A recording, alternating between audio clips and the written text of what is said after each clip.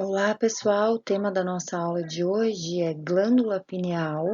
Então, a gente vai estudar esta glândula que fica no sistema nervoso central, mais precisamente no diencéfalo, que produz um hormônio chamado melatonina. A função deste hormônio é basicamente controlar os nossos ritmos biológicos. Então, a aula de hoje é sobre glândula pineal, melatonina e ritmos biológicos ou ritmicidade biológica. Em relação a esse assunto, a primeira coisa que vocês precisam saber é o seguinte: tudo no nosso corpo tem um ritmo, todos os hormônios, o funcionamento dos nossos órgãos, a liberação de enzimas, tudo obedece um ritmo ao longo do dia. Esse ritmo se chama ritmo circadiano. Então, o nosso corpo, ele é rítmico, ele apresenta uma ritmicidade. Que é uma coisa rítmica? São eventos que se repetem de tempos em tempos, né? Geralmente são eventos que se repetem ao longo das 24 horas. Aqui eu trouxe para vocês o exemplo da liberação rítmica de dois hormônios importantes para a nossa ritmicidade. Esses hormônios são cortisol e melatonina, né? Que é o tema central da nossa aula de hoje. Todos os dias de manhã, a gente tem um pico de cortisol. E por que a gente tem um pico de cortisol de manhã? Para marcar o início das nossas atividades. Então, todas as espécies têm um pico de cortisol no período em que acorda. Os ratos, por exemplo, ratos são animais noturnos, então eles têm o pico de cortisol no começo da noite. Nós, como somos diurnos, a gente tem o pico de cortisol no começo do dia. Então, essa daqui é a ritmicidade circadiana do cortisol. Aumenta durante o dia e vai reduzindo durante a noite. Então, o cortisol é um importante marcador do dia para nós, seres humanos, é um marcador do início das nossas atividades. A melatonina é justamente o contrário. A melatonina, ela tem um pico durante a noite. Então, vejam aqui, ó, durante o dia, a gente tem redução da melatonina e durante a noite a gente tem o aumento e o pico da produção. Dessa maneira, a presença da melatonina no nosso corpo sinaliza a noite, e no caso de nós, seres humanos, sinaliza o nosso período de repouso, o nosso período de sono. Então, vejam que o cortisol tem um padrão rítmico ao longo das 24 horas, tem um pico durante o dia e redução durante a noite, e a melatonina também tem um padrão rítmico ao longo das 24 horas, certo? Tem uma redução durante o dia e um aumento durante a noite. Isso acontece com todos os nossos hormônios. Todos os nossos hormônios apresentam um padrão rítmico de produção.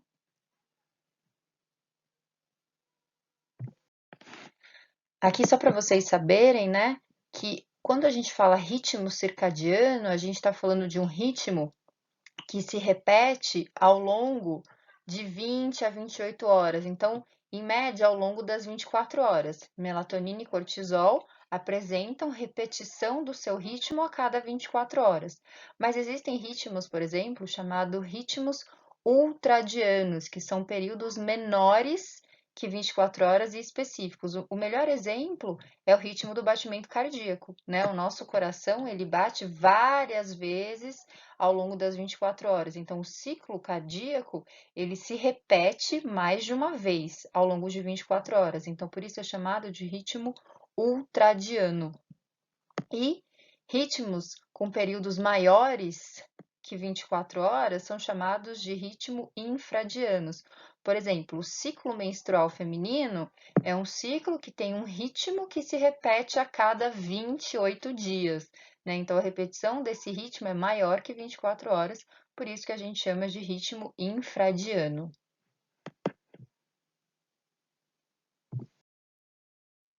Bom, e o que ajusta estes ritmos biológicos, né? Como que o meu corpo sabe que está na hora de produzir cortisol, ou como que o meu corpo sabe que está na hora de produzir melatonina, por exemplo? O que ajusta esses ritmos biológicos é o ciclo de iluminação ambiental do dia e da noite. Então, durante o dia a gente tem 12 horas de claro, né, mais ou menos, né, depende da estação do ano, mas via de regra, a gente tem 12 horas de claro e 12 horas de escuro. Então, na verdade, é o ciclo de iluminação ambiental que ajusta os nossos ritmos biológicos. O ciclo do dia e da noite, eles são os grandes sincronizadores do nosso corpo, da nossa fisiologia, dos nossos hormônios, dos nossos ritmos biológicos de maneira geral.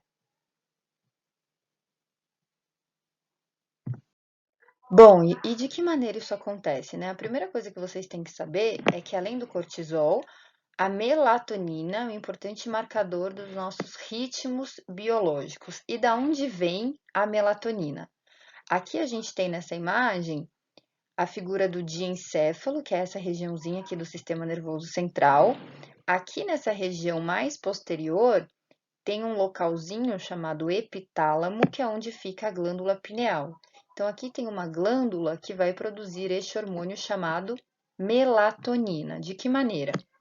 Bom, para a produção de melatonina, primeiro, é fundamental a ingestão do aminoácido triptofano. Então, o triptofano é um aminoácido presente em alguns alimentos proteicos, e a gente só obtém o triptofano através da alimentação. Por isso é chamado de aminoácido essencial, ele é essencial na nossa alimentação.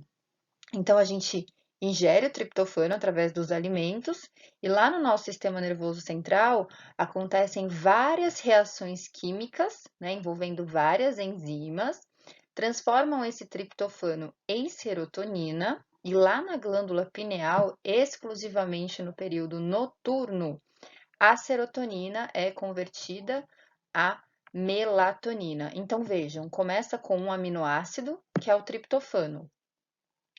Através de uma cadeia bioquímica, o triptofano é convertido em serotonina. A serotonina é um neurotransmissor que tem diversas funções. Só que lá na glândula pineal, durante a noite, a serotonina vai ser convertida em um hormônio. E este hormônio é a melatonina. É importante frisar que este mecanismo ocorre exclusivamente durante o período noturno, desde que a pessoa esteja no escuro. Se você apagar a luz e for 1 hora da tarde, for meio-dia, não ocorre a produção de melatonina. Então, existem dois pré-requisitos. Primeiro, precisa ser noite, necessariamente precisa ser noite no ambiente. Segundo, você precisa estar num ambiente escuro.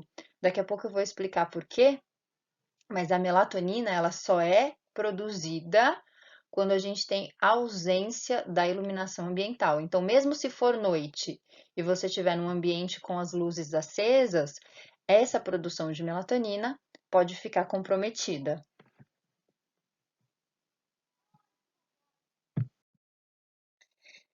Aqui eu trouxe para vocês a fórmula química da melatonina. Então, aqui é a molécula de melatonina. Ela tem esses dois grupamentos químicos aqui. Esse aqui é o metox, esse aqui é o acil, só para vocês saberem que é uma molécula lipofílica e hidrofílica. Então, a melatonina, ela é lipossolúvel e hidrossolúvel ao mesmo tempo. A melatonina, ela consegue atravessar a membrana plasmática da célula e consegue entrar na célula porque ela é lipossolúvel. E, ao mesmo tempo, ela consegue ser liberada na nossa corrente sanguínea porque ela é hidrossolúvel. Quando uma substância é lipossolúvel e hidrossolúvel ao mesmo tempo, a gente fala que ela é anfifílica ou anfipática. Inclusive, a melatonina, ela tem receptores tanto de membrana quanto receptores intracelulares, devido a essa propriedade, né, de ser anfifílica ou anfipática. Então, ela consegue atingir exatamente todas as nossas células, todos os nossos tecidos corporais. Além disso, a melatonina, ela tem uma função antioxidante muito potente. Inclusive, muitos cremes anti-envelhecimento têm melatonina na sua fórmula química, justamente por causa dessa função antioxidante. Bom, e como ocorre o controle da produção do hormônio melatonina? Então, aqui nessa imagem, a gente tem o encéfalo de um rato, mas acontece a mesma coisa no encéfalo de nós, seres humanos. Então, aqui está a glândula pineal, nessa regiãozinha, e a glândula pineal é a responsável pela produção de melatonina. Essa glândula pineal, ela é controlada por essa regiãozinha aqui, chamada núcleo supraquiasmático, tá? Então, aqui tem a sigla NSQ, quer dizer núcleo supraquiasmático, que fica na região do hipotálamo, lá no nosso sistema nervoso central. O núcleo supraquiasmático, ele comanda a produção de melatonina por uma via indireta, né? Vejam que passa por diversas outras regiõezinhas do nosso sistema nervoso até chegar finalmente na glândula pineal, ok? Então, existem outras regiões aqui associadas. Mas, de maneira geral, é o núcleo supraquiasmático que faz este controle da produção ou inibição da produção de melatonina. De que maneira? O núcleo supraquiasmático tem neurônios inibitórios. Por que os neurônios são inibitórios? Porque eles utilizam GABA como principal neurotransmissor. E GABA é um neurotransmissor inibitório. Bom, se aqui no núcleo supraquiasmático existem neurônios inibitórios, isso significa que o aumento da atividade do núcleo supraquiasmático induz inibição da produção de melatonina. Então, já que é um núcleo inibitório, quando a gente tem aumento da atividade, tem aumento da inibição e bloqueio da produção de melatonina ou redução da produção de melatonina. Por outro lado, quando a gente tem redução da atividade deste núcleo supraquiasmático, a gente tem redução da inibição e, portanto, temos produção de melatonina pela glândula pineal, ok? E quem é que controla este aumento ou redução da atividade do núcleo supraquiasmático? Se vocês olharem aqui esta via se chama via retino-hipotalâmica. Então, é uma via que conecta a retina, né, lá no nosso olho, com o hipotálamo. Quem controla o aumento ou a redução da atividade do núcleo supraquiasmático é justamente esta conexão que o núcleo supraquiasmático tem com a nossa retina. Então, aqui nessa imagem, dá para ver melhor essa via aqui, né? Então, mais ou menos aqui nessa região está o nosso núcleo supraquiasmático. Esse núcleo supraquiasmático está conectado com a retina. Quando a gente tem luz, o que acontece? A luz vai aumentar a atividade no núcleo supraquiasmático. Quando a gente tem aumento da atividade do núcleo supraquiasmático, a gente tem, portanto, bloqueio da produção de melatonina. Então, o núcleo supraquiasmático, ele percebe alteração na luminosidade do ambiente. Por outro lado, quando a gente tem ausência de luz, o que acontece com a atividade do núcleo supraquiasmático? Ela diminui. Se a atividade do núcleo supraquiasmático diminui, a gente tem, portanto, produção de melatonina pela glândula pineal. Então, aqui nesse slide, a gente tem um esquema resumido. Durante o dia, com a presença de luz, a gente tem aumento da atividade do núcleo supraquiasmático. Isso significa bloqueio da produção de melatonina, já que esses neurônios aqui do núcleo supraquiasmático são inibitórios. Por outro lado, durante a noite, na ausência de luz, temos então diminuição da atividade do núcleo supraquiasmático e, portanto, produção de melatonina pela glândula pineal. Ou seja, a produção de melatonina pela glândula pineal só acontece durante a noite, desde que não se tenha nenhum estímulo luminoso, nenhum estímulo fótico na retina. Porque se tiver luz, vai ter aumento da atividade do núcleo supraquiasmático e, consequentemente, redução ou bloqueio na produção de melatonina. Pessoal, então basicamente, durante o dia a gente não tem produção de melatonina e durante a noite a gente tem produção de melatonina. Então, como o meu corpo sabe se é dia ou se é noite no ambiente externo? Durante o dia, ausência de melatonina nas minhas células, durante a noite, presença de melatonina nas minhas células. E dessa maneira acontecerão disparos, acontecerão ajustes fisiológicos para preparar o meu corpo para a situação do dia, para a situação de atividades ou a ausência de melatonina sinaliza que o meu corpo deve disparar ajustes fisiológicos para o período de repouso. Um desses ajustes é justamente o sono, né? A indução do sono em nós, seres humanos, durante o período noturno.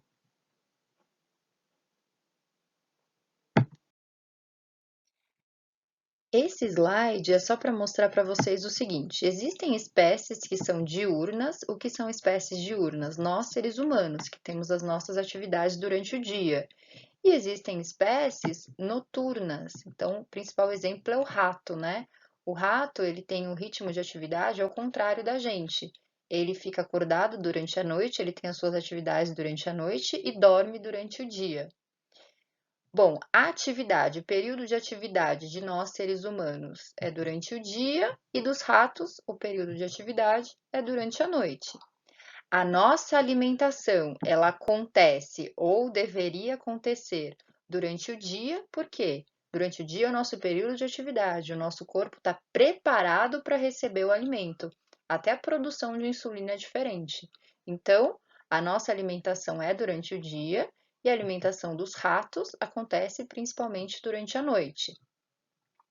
O nosso pico de cortisol é de manhãzinha, no começo do dia, e o rato não tem cortisol, mas tem um hormônio equivalente, que é a corticosterona. O pico da corticosterona no rato é no começo da noite, que é o período de atividade do rato.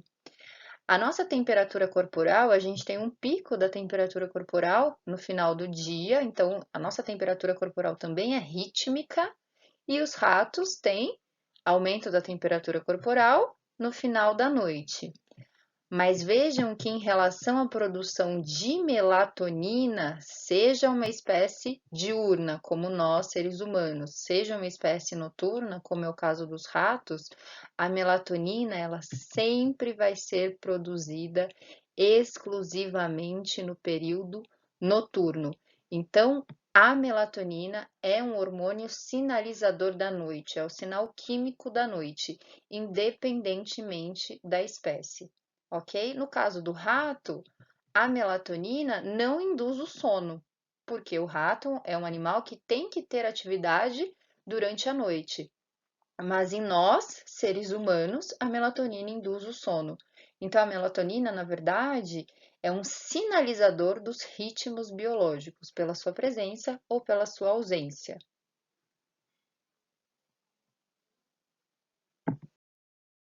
Uma outra função muito importante da melatonina é sinalizar a estação do ano. Então, além de sinalizar o dia e a noite, também é um marcador sazonal, é um marcador das estações do ano. Se eu perguntasse para vocês quais são as estações do ano, provavelmente vocês me responderiam primavera, verão, outono e inverno. E eu diria para vocês que para o nosso corpo isso está errado. Para o nosso corpo só existem duas estações: o verão e o inverno, apenas. E aí, se eu perguntasse para vocês também qual é a diferença entre o verão e o inverno, provavelmente vocês me responderiam a temperatura. Durante o verão é calor e durante o inverno é frio. E eu diria para vocês que este parâmetro não é muito fidedigno. Por quê? Principalmente em países tropicais, né? Como é o caso do Brasil. A gente tem dias de calor no inverno e a gente tem dias de frio no verão. Então também não é um parâmetro muito bom. A principal diferença entre o verão e o inverno é a duração da noite. Durante o verão, então vejam aqui esse gráfico. Essa barrinha significa o dia, essa barrinha significa a noite. Durante o verão, as noites são mais curtas, independentemente da temperatura ambiental. O verão tem noites mais curtas e dias mais longos, ao contrário do inverno. Vejam aqui, o inverno tem dias curtos e noites mais longas. Então, a diferença entre verão e inverno é a duração da noite. E vejam que a produção de melatonina ela é exclusivamente noturna, mas a duração do pico de melatonina é de acordo com a duração da noite. Então vejam que durante o verão, a duração do pico de melatonina é menor que no inverno, quando as noites são mais longas. Sendo assim, pela presença e ausência de melatonina, meu corpo sabe se é dia ou se é noite. Mas, pela duração do pico de melatonina à noite, o meu corpo sabe qual é a estação do ano. O meu corpo sabe se é verão ou se é inverno. E por que é importante o nosso corpo internamente saber qual é a estação do ano? Principalmente para funções reprodutivas. Isso foi fundamental e continua sendo fundamental para a evolução das espécies. A intenção é fazer com que a prole, fazer com que os filhos sempre nasçam no verão. Por quê? Apesar da gente ter dias frios no verão, geralmente o verão está associado com temperaturas mais amenas e maior disponibilidade alimentar. Então, pensando em termos evolutivos, é muito mais fácil para aquela espécie sobreviver no verão. Então, se aquela espécie tiver um tempo de gestação curto, então, por exemplo, as ovelhas, elas têm 5 meses de gestação. A fecundação tem que acontecer no inverno.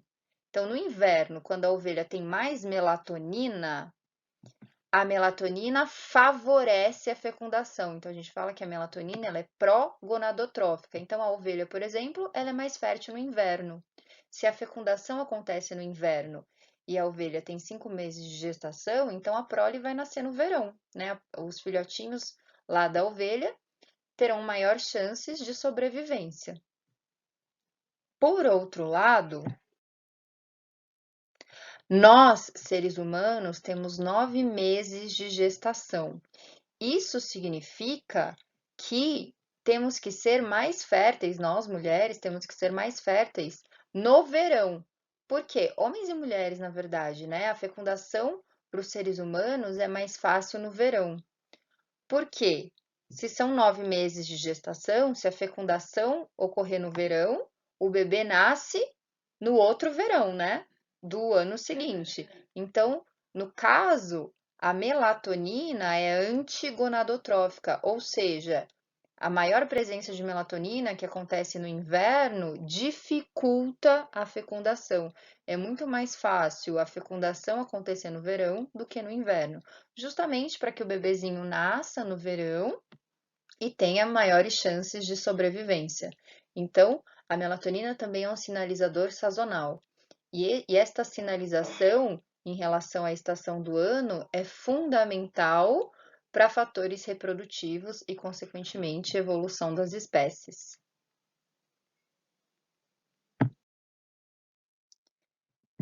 Além disso, a melatonina também é um marcador que a gente chama de marcador ontológico. É um marcador da idade de maneira geral. Então, aqui nesse gráfico, a gente tem a concentração de melatonina na glândula pineal de hamster com 2 meses de idade.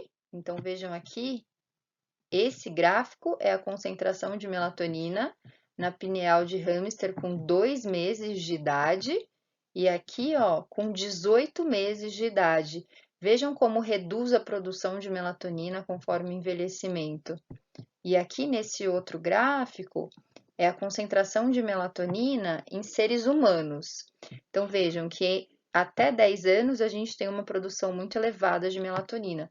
Inclusive, já que a melatonina nos seres humanos é indutora do sono, crianças dormem muito, né? Dormem muito mais do que idosos, por exemplo. Aí a gente tem uma queda da melatonina, já no início da puberdade, tem uma queda brusca da melatonina. Aí vai, a partir dos 35 anos, vai reduzindo cada vez mais, estão vendo? A produção de melatonina. E aí chega lá, acima dos 70 anos, vejam que a produção de melatonina, ela é muito baixa. Por isso que idosos têm muitos problemas relacionados ao sono. Então, a partir dos 70 anos, a produção de melatonina, ela é só 20% do que era durante a infância. Isso traz diversos problemas, não só para o sono, como problemas metabólicos também.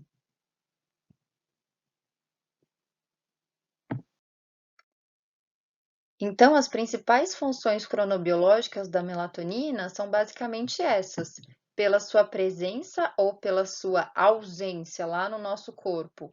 Sinaliza se é dia ou se é noite no ambiente externo. Pela duração do seu pico durante a noite, sinaliza internamente para o nosso corpo qual é a estação do ano. E também a redução da sua produção ao longo do envelhecimento sinaliza internamente para o nosso corpo qual é a nossa idade. É muito importante para ajustes fisiológicos que o ritmo de produção de melatonina esteja sincronizado com o ciclo de iluminação ambiental do dia e da noite. Então, o perfil adequado de melatonina é muito importante para a nossa saúde. Então, vou dar um exemplo. Durante o dia, a gente tem ausência de melatonina. Durante o dia é o nosso período de atividade. O meu corpo sabe que é dia pela ausência de melatonina. Então eu vou comer os meus alimentos durante o dia e o meu corpo está preparado para receber aqueles alimentos. Por exemplo, a sensibilidade à insulina é maior. Então, se eu como um alimento rico em carboidratos, por exemplo, a metabolização do carboidrato é muito mais eficiente durante o dia.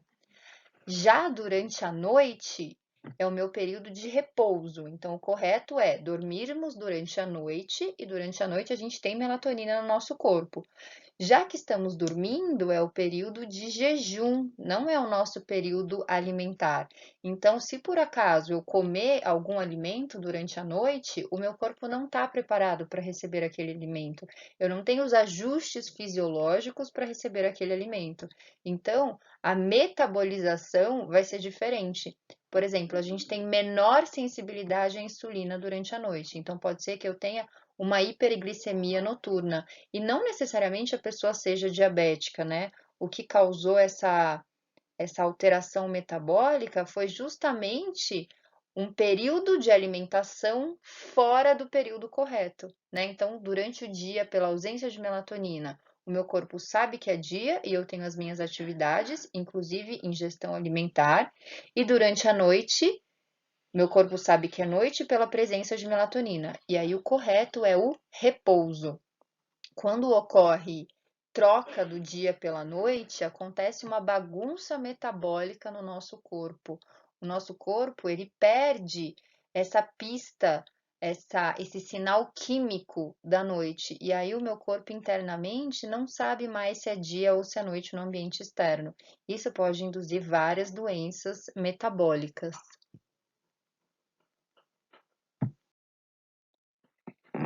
Bom, então durante a noite tem que ocorrer a produção de melatonina, só que para que a produção de melatonina ocorra, a pessoa tem que estar no escuro. Se tiver um estímulo fótico, um estímulo luminoso na retina, o que, que vai acontecer? Aumento da atividade do núcleo supraquiasmático, e conforme a gente viu, o aumento dessa atividade vai bloquear a melatonina. Então, o corpo dessa pessoa vai perder a pista de que é noite, e aí vai acontecer uma bagunça metabólica.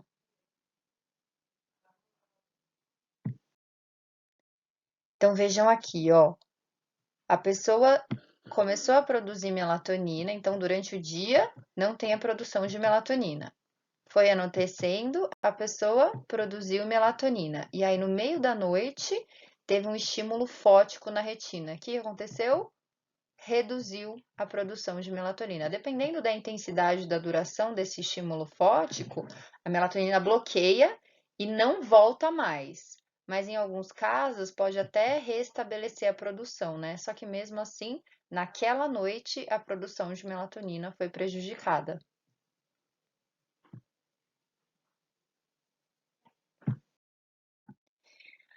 Aqui é só uma informação importante. Eu não sei se vocês sabem, mas existem vários tipos de luz, né? Então, existem, aqui é o nosso espectro visível, que vai desde o vermelho até o azul violeta. O tipo de luz que mais prejudica a produção de melatonina é esse daqui, ó, o azul violeta, que é justamente a luz dos dispositivos móveis, né, dos celulares, dos tablets, do computador. A luz da tela desses aparelhos é a luz azul violeta. Então, quem passa a noite inteira no computador ou quem passa a noite inteira no celular tem um prejuízo severo da produção de melatonina. Muitas pessoas têm luz azul no quarto, isso também é muito prejudicial. A luz azul e a luz branca são prejudiciais, porque na luz branca também tem essa luz azul. Então, essa é a pior para bloquear a melatonina. Inclusive, algumas mães deixam lá no quarto dos seus filhos um abajur de luz azul. Isso prejudica muito também a produção de melatonina da criança. Então, esse tipo de luz aqui é o pior, é o que mais bloqueia a produção de melatonina. E esse tipo de luz aqui, o vermelho e o amarelo, nessa faixa aqui, eles são os menos piores para a produção de melatonina. Então, se você tem um filho e quer deixar uma certa luminosidade no quarto do seu filho durante a noite, o ideal é que seja um abajur de luz vermelha ou luz amarela. Até mesmo nos hospitais, o hospital tem muita a luz branca também é muito prejudicial. Os procedimentos noturnos nos hospitais, o ideal seria uma luz vermelha no quarto do paciente, porque a luz branca vai prejudicar a produção de melatonina do paciente durante a noite. Ok? Então, de forma resumida, a luz vermelha é a menos prejudicial e a luz branca e a luz azul são as piores, são as que mais bloqueiam a produção de melatonina. Então, o principal fator que prejudica a produção de melatonina durante a noite é justamente a iluminação excessiva. E hoje em dia a gente tem a chamada poluição luminosa. Então, vejam aqui nessa imagem, é uma foto tirada durante o período noturno, mas vejam como essa cidade está iluminada. Então, esse excesso de luminosidade durante a noite, chamada de poluição luminosa, atrapalha muito o nosso ritmo de produção de melatonina e pode gerar diversas consequências negativas para a saúde.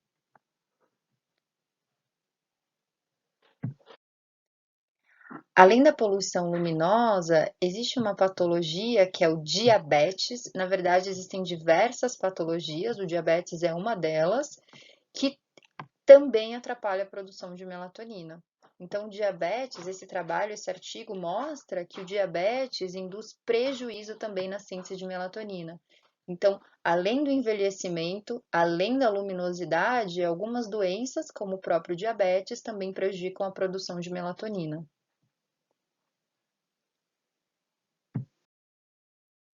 E aí, o que poderia causar a ausência de melatonina? É uma doença chamada cronorruptura.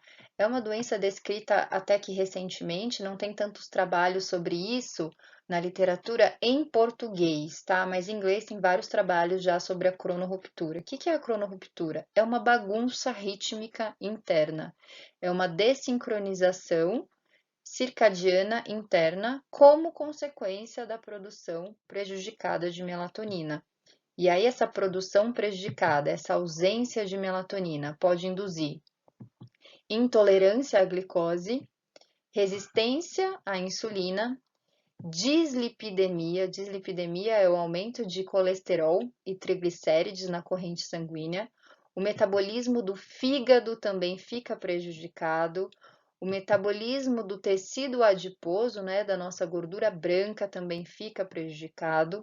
O metabolismo muscular fica prejudicado e a gente também tem um prejuízo na secreção e na ação do hormônio insulina, que é fundamental também para o metabolismo dos carboidratos. Ou seja, a cronorruptura causa uma bagunça metabólica interna.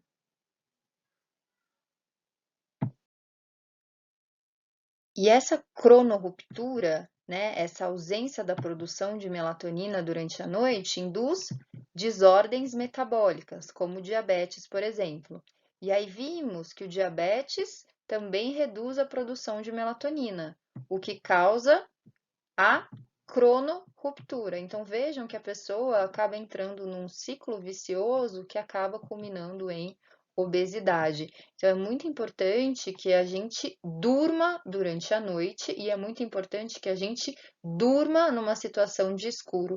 Isso é fundamental para a nossa saúde física e também para a nossa saúde mental. Existem diversos trabalhos, né, que mostram que essa ausência de melatonina durante a noite, consequentemente a cronorruptura, aumenta em 14% o risco de câncer de mama. Então, trabalhadores noturnos têm maior incidência de câncer, principalmente câncer de mama nas mulheres. Induz também distúrbios no sono, e esses distúrbios no sono são associados com sobrepeso, redução da capacidade cognitiva e depressão. Isso também está associado com envelhecimento precoce e imunossupressão, né? Que é a redução do nosso sistema imunológico, sendo assim a pessoa acaba ficando mais suscetível a diversos tipos de doenças. Nesse slide, eu coloquei a foto de um hospital, porque eu sei que tem muitos alunos que trabalham com enfermagem, que dão plantões durante a noite. Médicos e enfermeiros, de maneira geral, que trabalham durante o período noturno, são muito mais suscetíveis à cronorruptura, justamente porque o hospital é um ambiente muito iluminado e é um ambiente que tem muita luz branca, né? O ideal seria os hospitais terem no quarto dos pacientes também uma luz vermelha para ser utilizada durante o período noturno. Independentemente disso, a minha dica é: se você trabalha no hospital durante a noite, se você não consegue evitar o estímulo fótico durante a noite nos seus plantões, pelo menos no dia em que vocês não estão fazendo plantão, tentem dormir durante o período noturno e tentem dormir no escuro. Pelo menos nesses dias em que vocês não estão trabalhando, a produção de melatonina vai ser adequada. E aí, mesmo no trabalho, quem dá plantão durante a noite, se possível, se não estiver ali numa situação de emergência, tenta ficar num ambiente com baixa luminosidade ou com uma luminosidade vermelha, porque isso vai ser muito melhor para a saúde de vocês. Eu coloquei esse slide porque sempre que eu dou essa aula tem um aluno que pergunta assim: ah, mas se eu trabalho durante todas as noites e durmo durante o dia, durmo no escuro, mesmo assim, será que eu não consigo inverter meu ritmo de produção? Será que eu não consigo produzir melatonina durante o dia, já que eu durmo no escuro? A resposta é não.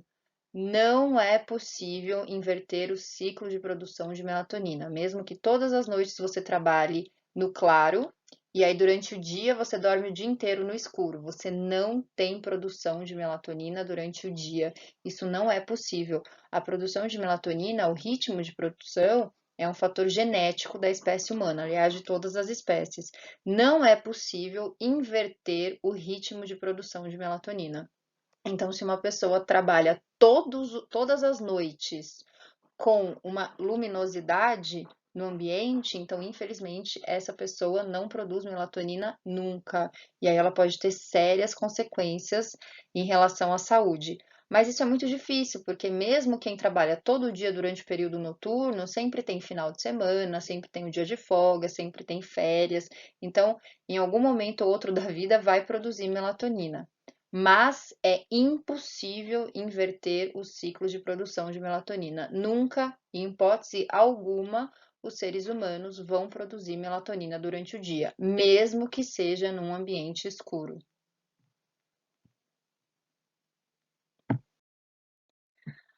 Bom, então, de forma resumida, o que a gente viu na aula de hoje? A gente viu que o nosso corpo apresenta ritmos biológicos e esses ritmos, eles são sincronizados pelo ciclo de iluminação ambiental do dia e da noite.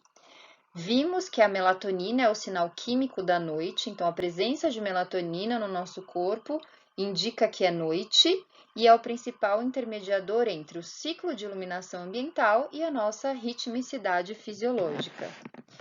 Vimos também que a ausência ou prejuízo da produção de melatonina induz uma perda da nossa sinalização interna e isso causa uma doença chamada cronorruptura. E aí a cronorruptura desencadeia várias doenças metabólicas e também doenças psicológicas. Além disso, A cronorruptura está associada com o aumento do envelhecimento, acelera o envelhecimento e maior propensão para alguns tipos de câncer.